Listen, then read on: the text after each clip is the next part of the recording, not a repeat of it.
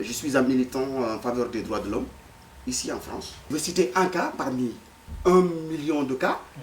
C'est par rapport aux personnes encore qui vivent en province, malheureusement qui ne peuvent pas se recenser ailleurs qu'à Paris ici, et qui ont des difficultés par rapport à la communication. Téléphone et mail, ça ne marche pas à l'ambassade. Ils sonnent et il n'y a pas de réception malheureusement. Et quand ils viennent là, malheureusement le problème n'est pas arrangé puisque voilà, on leur dit qu'il n'y a pas de réseau ou qu'ils ont des difficultés au niveau des papiers, ils ne se recensent pas. Le cas le plus flagrant, c'est le cas d'un jeune homme mauritanien qui vit à Marseille, qui nous a présenté la semaine dernière ses nombreux billets qu'il coupe.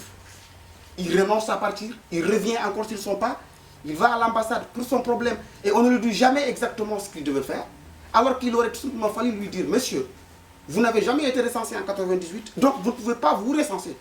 Donc du coup, la seule chose qu'il faille faire, c'est de retourner au pays et de se recenser. Quand on n'a pas été recensé en 98, pour des cas pareils, rien n'est encore fait ici en France. Il faut retourner au pays pour se recenser. Je lui ai dit comment procéder pour cela. Et ce qui n'est pas très sûr, c'est sur papier, mais quand on est sur place, ça peut se passer autrement.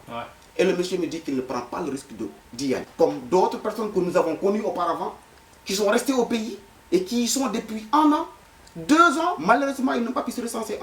Leur titre de séjour expire. Et du coup, ils sont bloqués au pays.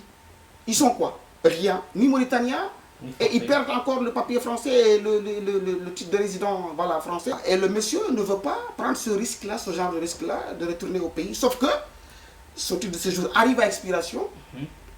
Et voilà, il va aussi grossir le rang des sans-papiers. Je viens ici à l'ambassade justement pour représenter l'AMDH dans des cas d'état civil, donc à l'enrôlement. Il y a des Mauritaniens qui trouvent des difficultés à la fois à la préfecture et ici à l'ambassade.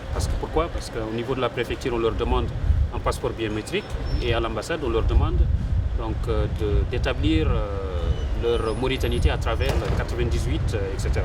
Il y a eu un cas d'un Mauritanien qui est là depuis 20 ans, donc il n'arrivait pas à se recenser, donc il est venu, sauf le problème, il n'avait pas de recensement 98. Il a juste son passeport, l'ancien passeport n'est plus valide, donc on lui demande à la préfecture de présenter un passeport biométrique. Les gens qui n'étaient pas en Mauritanie ne pouvaient pas disposer de ce recensement-là. Il y a une autre procédure qui permettrait les gens qui n'ont pas de recensement 98 de se recenser. Mais pour ce faire, il faut faire un dossier et puis l'envoyer en Mauritanie et puis établir la mauritanité.